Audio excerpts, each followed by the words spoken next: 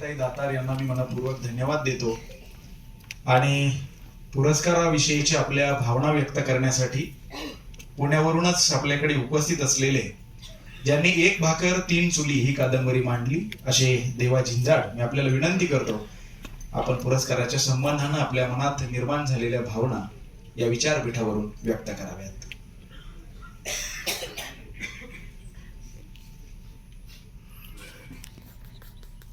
चालेल नाही तर बोलेल इथं बोललेलं चालेल का तरी सर? पोटा पाण्याचा प्रश्न आपल्याला एकमेकांपासून सतत तोडत असतो खिलारी सर.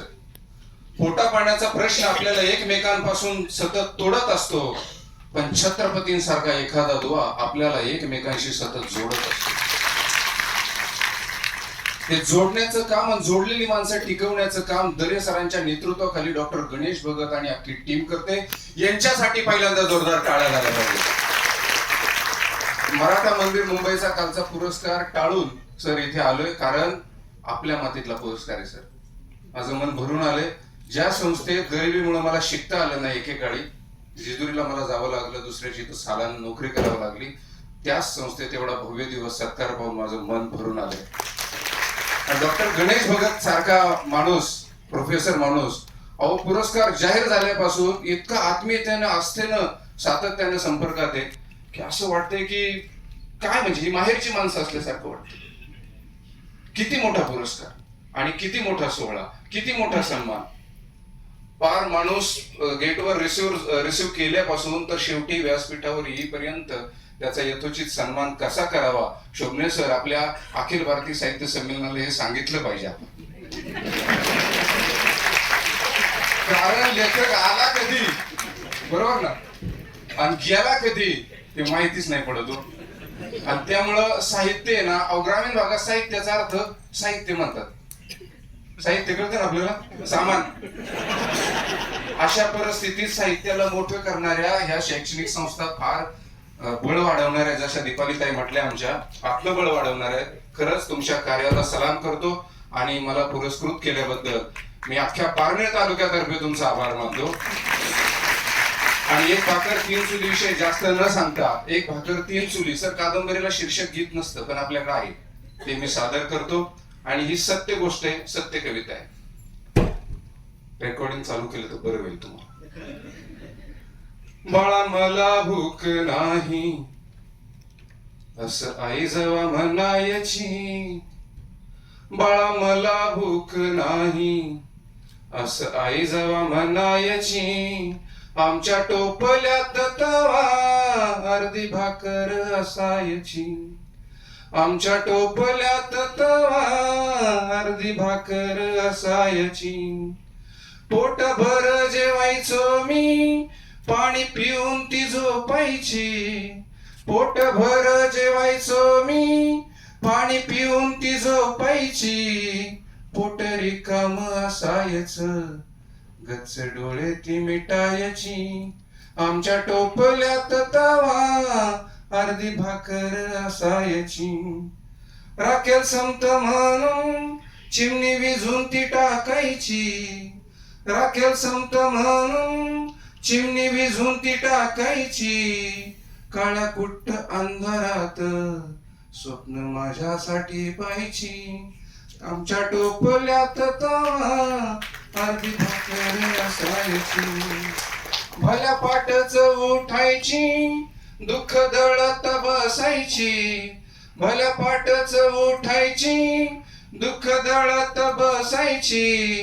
भाकर पुरावी म्हणून मुक्या जात्याला विनवायची, आमच्या टोपल्यात तवा अर्धी भाकर असायची. नोट 5 रुपयाची काळ्या मडक्यात ठेवायची, नोट 5 रुपयाची काळ्या मडक्यात ठेवायची. धार तेलाची कोळशात 6 महिन्यानं दिसायची, आमच्या टोपल्यात तवा अर्धी भाकर असायची. वडाची पान ती, दरे सरांना पाणी द्या. वडाची पान ती तिच्या पायाला बांधायची, वडाची पान ती तिच्या पायाला बांधायची एक पुस्तक घेण्यासाठी अख्खा डोंगर तुडवायची आमच्या टोपल्यात तवा अर्धी भाकर असायची. बघत सर, आई म्हणायची ह्या दिवाळीला लाडू करू, त्या दिवाळीला लाडू करू. गावडे मामा माझे मामा आहे तिथं साक्षीदार आहेत, पण 4-4 वर्ष दिवाळी घरात कधी आलीच नाही. 4 वर्षांनी दिवाळी घरात यायला लाजायची. 4 वर्षांनी दिवाळी घरात यायला लाजायची. हे असं नशिबी का विठुरायाशी भांडायची.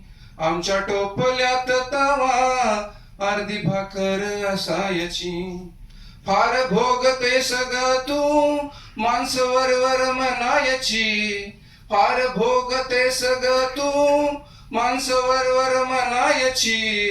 राब राबून गुरावानी पैसे देताना कन्हायची. आमच्या टोपल्यात तवा अर्धी भाकर असायची. दशक्रियाची लापशी ती आणून वाळवायची. दशक्रियाची लापशी घरी आणून वाळवायची. पीठ नसता घरात, बरोबर ना, केले ना आपल्या आईवडिलांनी असं, लापशी गुंदी असेल, शिरा असेल. पीठ नसता घरात लापशी भिजून घालायची. आमच्या टोपल्यात तवा अर्धी भाकर असायची. फडक बांधून पोटाला ती रानात राबायची. फडक बांधून पोटाला ती रानात राबायची. पाणी झिऱ्याच पिऊन ती भुकेला मारायची. आमच्या टोपल्यात तवा अर्धी भाकर असायची. आणि एवढ्या संकटात, एवढ्या गरिबीत, एवढ्या अरिष्टामध्ये सुद्धा पेन्सिल चोरली म्हणून, पाटीवरची पेन्सिल, काळ्या पाटीवरची पांढरी पेन्सिल, पेन्सिल चोरली म्हणून मला कोंडून मारायची. पेन्सिल चोरली म्हणून मला कोंडून मारायची. पेन्सिल चोरली म्हणून मला कोंडून मारायची. कष्ट करून मोठा हो संस्कार मनात पेरायची.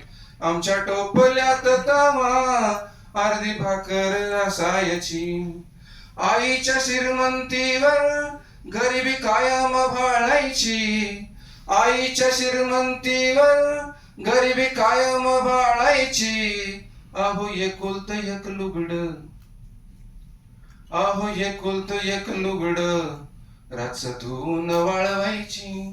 अहो एकुलत एक लुगड रातच धुवून नेसायची. आमच्या टोपल्यात तवा अर्धी भाकर असायची. अशा कठीण काळात शाळा मला ती शिकवायची. अशा कठीण काळात शाळा मला ती शिकवायची. येता पहिला नंबर रान जाऊन हसायची. आमच्या टोपल्यात तवा अर्धी भाकर असायची. बाप गेलता देवा घरी येईल माघारी सांगायची. बाप गेलता देवा घरी येईल माघारी सांगायची. असं 2 वर्ष सांगितलं तिने. 6 महिन्यांनी येईल, वर्षांनी येईल, 1.5 वर्षांनी येईल, खंडोबाच्या जत्रेला येईल, काळूबाच्या जत्रेला येईल. बाप गेलता देवा घरी येईल माघारी सांगायची. बाप गेलता देवा घरी येईल माघारी सांगायची. करंड पाहून कुकवाचा, करंड पाहून कुकवाचा एकटीच अंधारात रडायची. एकटीच अंधारात रडायची.